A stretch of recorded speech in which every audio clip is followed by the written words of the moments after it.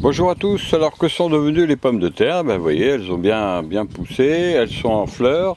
Donc vous savez que quand les pommes de terre fleurissent, c'est que les tubercules commencent à vraiment grossir.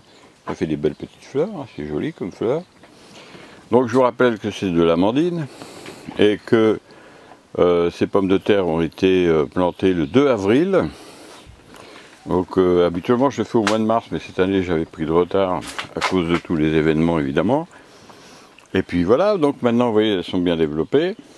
Elles font à peu près 70 cm de haut, donc elles se sont très bien développées au niveau des branches, ça marche très bien. Et puis maintenant elles vont grossir. Alors c'est une pomme de terre qui met à peu près 80 jours pour arriver à maturité, tout au moins à ce qu'elles soient elles atteignent leur taille. Donc ça m'emmène au 23 juin. 80 jours, donc je commencerai à les cueillir à partir du 23 ou 20 ou 23 juin, et ça me permettra d'avoir une bonne petite récolte de pommes de terre. Voilà, donc c'est quelque chose, vous voyez, vous pouvez reproduire facilement, il n'y a pas de technique particulière. Alors, il faut bien sûr du compost, des engrais bio, tout ça. Moi j'ai mis de la corne et des engrais complets bio. Et puis voilà, ça pousse. Alors l'arrosage, on m'a souvent posé la question. J'arrose à peu près une fois par semaine, pas plus. Je fais une rigole autour, vous voyez, et je mets 20 litres d'eau à peu près une fois la semaine. Quand il fait très chaud, comme là ils annoncent une semaine plus chaude, je vais peut-être le faire 2 fois. Mais vous voyez que c'est pas non plus un travail considérable. Et là, il y a 20 pieds de pommes de terre à peu près, je crois.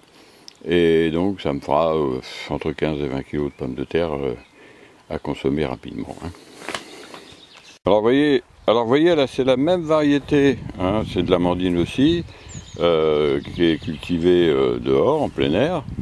J'en ai dans un autre jardin encore, j'en fais pas mal, c'est vraiment une très bonne pomme de terre. J'ai encore au moins 5 rangs de 10 mètres dans l'autre jardin. Et elle s'est bien développée, elle est très belle. Alors évidemment elle est moins haute que celle qui est dans la serre, elle va encore grandir. En général elle grandit moins haut, mais bon elle est superbe, elles sont belles. Donc vous voyez, ça pousse très bien l'amandine. Alors l'amandine, c'est une AOC de l'île de Ré. Elle a été sélectionnée. Pour ceux qui produisent des pommes de terre en île de Ré, ils peuvent le mettre en AOC. C'est donc la preuve que c'est une très bonne pomme de terre. Alors on nous dit qu'elle est très sensible au milieu. Moi je ne l'ai pas remarqué, mais bon, ça dépend des sols. Moi j'ai pas eu de problème pour l'instant avec l'amandine, depuis les années que j'en fais.